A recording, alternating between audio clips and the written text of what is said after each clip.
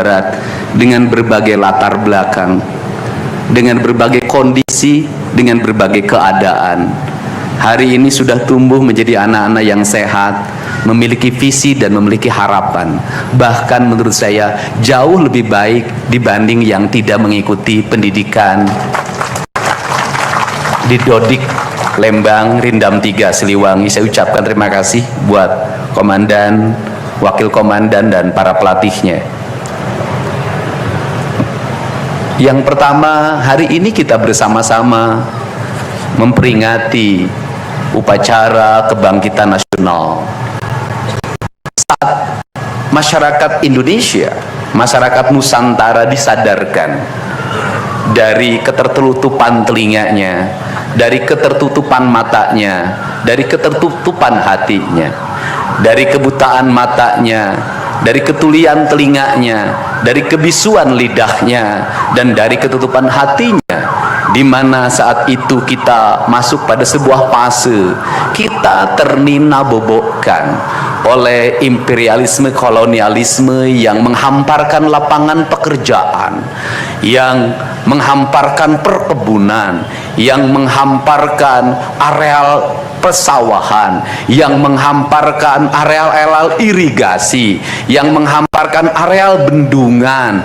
Tetapi mereka mengisi gedung sate ini, mereka mengisi gedung-gedung indah dan mewah di seluruh Nusantara. Tetapi gedung-gedung itu hanya memiliki hak mereka untuk melakukan pengelolaan keuangan, untuk melakukan pengelolaan kekuasaan, di mana seluruh hasil kekayaannya dinikmati oleh mereka dan dikirimkan ke negerinya, dan kemudian rakyat Indonesia hanya menjadi kuli dengan gaji yang terbatas, dan beberapa orang Indonesia yang tunduk menjadi kaki tangannya menikmati sebagian kekuasaannya, bahkan menikmati uang-uang yang seharusnya dibayarkan kepada para pekerja Indonesia yang lapar, yang hitam kelam terbakar, yang disebutnya sebagai rodi. Mereka mengambil hak-hak mereka dan dinikmati oleh mereka yang hari itu berkongsi dengan kolonialisme.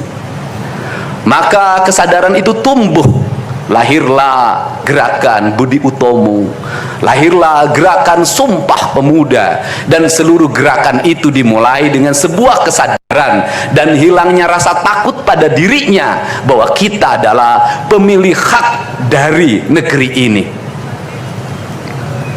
Hari ini kita disadarkan pada sebuah peristiwa di mana kita sering buta mata kita, kita sering tuli telinga kita, dan kita sering gagu lidah kita.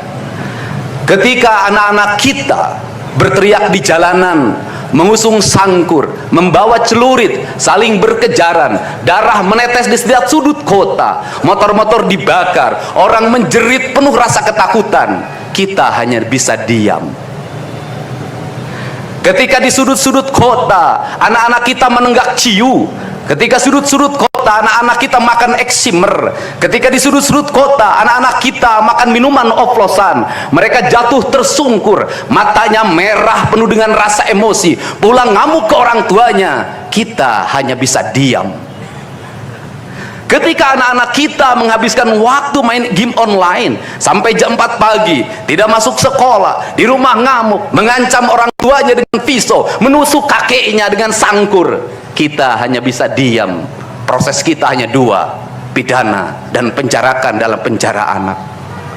Tetapi kita tidak pernah menyadari bahwa seluruh lorong-lorong kegelisahan mereka, seluruh hiruk pikuk jalanan tak membuat mereka nyaman. Sudut-sudut rumah menjadi neraka bagi kehidupan mereka. Lapang-lapang bola tergusur menjadi industri perumahan, pemukiman, dan pertokoan. Mereka kehilangan tempat bermain, mereka kehilangan air yang jernih di sungai sehingga bisa mereka berenang, mereka kehilangan gunung-gunung yang indah tempat mereka bercengkrama dengan alam, mereka kehilangan sawah yang terhampar. Yang mereka lihat adalah kebisingan dan kebisingan. Bising di jalanan karena knalpotnya brong, bising di rumah karena orang tuanya bertengkar, maka mereka lari dalam lorong gelap digenggamnya handphone, diambilnya obat-obat terlarang, ditenggaknya minuman dalam sebuah kelompok yang sama. Kita orang-orang yang terpinggirkan di rumah, kita orang-orang yang terpinggirkan di sekolah, guru-guru telunjuknya menunjuk pada wajahnya, tapi tak bisa memberikan solusi kegelisahan jiwanya.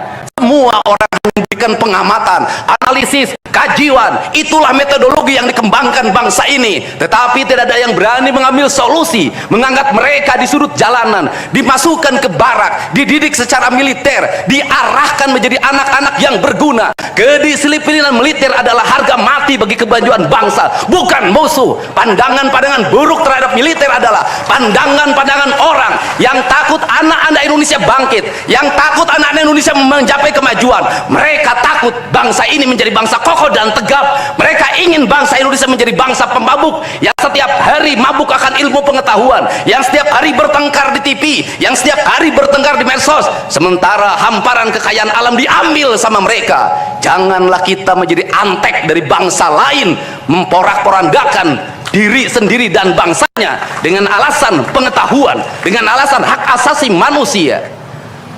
Anak membawa motor di bawah umur adalah pelanggaran hak anak. Kapan kita bertindak? Dan selama ini kita membiarkan anak-anak nonton film tanpa didampingi oleh orang tua. Itu adalah pelanggaran anak, dan kita tidak pernah bertindak. Anak-anak di bawah umur merokok, minum minuman keras, itu adalah pelanggaran hak anak. Semuanya kita berdiam. Anak-anak main game online, nonton tayangan-tayangan dewasa lewat media sosial, kita berdiam. Negeri ini akan hancur manakala semua orang berdiam. Maka orang yang memegang kekuasaan harus menggunakan tangannya untuk merubah seluruh kemunkaran ini menjadi sebuah kebajikan. Kalau kita berkomitmen pada bangsa ini, problem anak-anak kita adalah mengkonsumsi tayangan yang bukan haknya di media sosial. Maka saya meminta peraturan pemerintah yang mengatur tentang itu segera dilaksanakan. Anak-anak di bawah umur tidak boleh mengakses media sosial yang bukan haknya.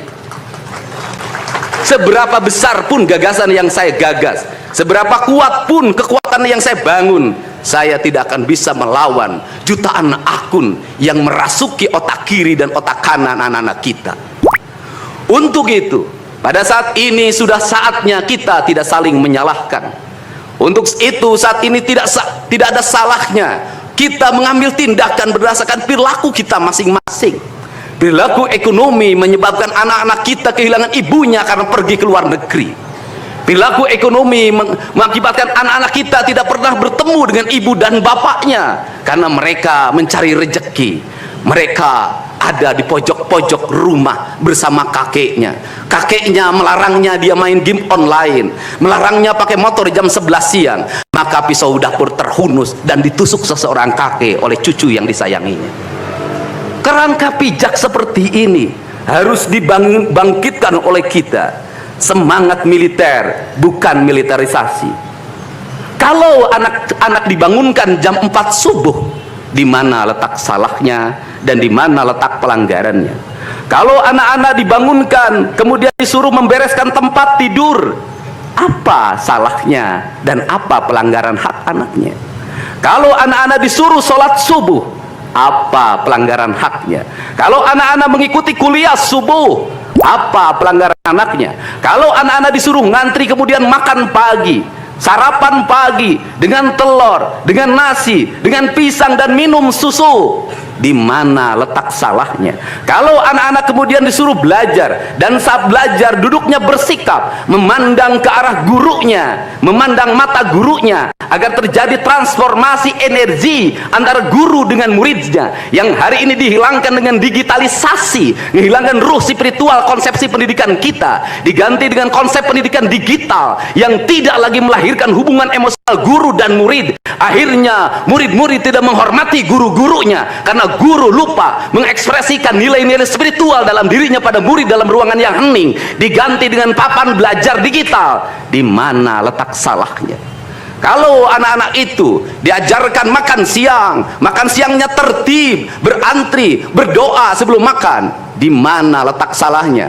Kalau anak-anaknya sore hari diajarkan bola voli, sepak bola, latihan baris berbaris. Di mana letak salahnya? Kalau sore hari anak-anak disuruh masuk ke masjid mengikuti pengajian, di mana letak salahnya? Kalau setelah itu mereka makan malam, dan makan malam ditandai dengan berdoa, di mana letak salahnya? Kalau mereka jam 9 disuruh masuk barak, disuruh masuk ruang tidur, dan disuruh tidur, di mana letak salahnya? Justru hak-hak anak terdapat di barak pendidikan TNI, dan hak itu tidak mereka dapatkan di rumah-rumah.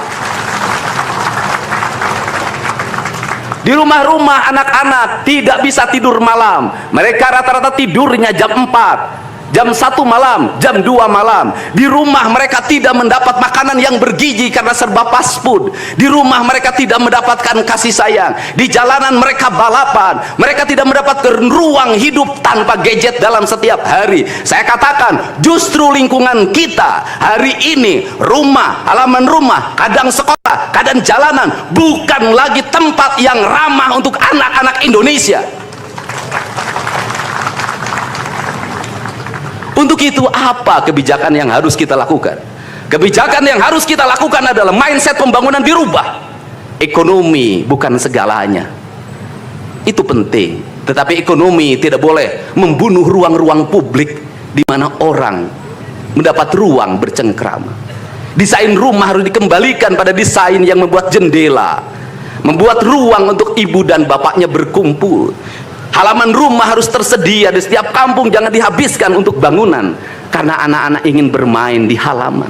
Lapangan bola di setiap desa harus ada. Karena apa? Karena mereka terus berinteraksi olahraga. Sungai-sungai harus dijernihkan, karena anak-anak orang miskin tidak bisa berenang di kolam renang yang berbayar. Mereka harus berenang di sungai-sungai yang jernih. Gunung-gunung harus dihijaukan, karena anak kita perlu hiking dan traveling dalam setiap waktu. Anak-anak kita perlu berinteraksi dengan semesta. Lampu-lampu kadang sebulan sekali harus dimatikan, agar anak kita bisa menatap langit, melihat bulan dan bintang, bahwa dia adalah bagian dari cakrawala yang indah. Negeri ini sudah sesak dengan uang di kepalanya, yang akhirnya apa? Pendidikan hanya menjadi ucapan dan tingkatan S1, S2 dan S3, tapi pendidikan lupa ada nilai esensial yang harus dihidupkan dalam relung hati manusia.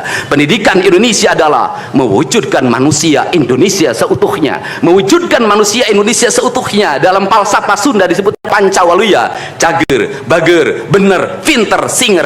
Itulah falsafah pendidikan asasi.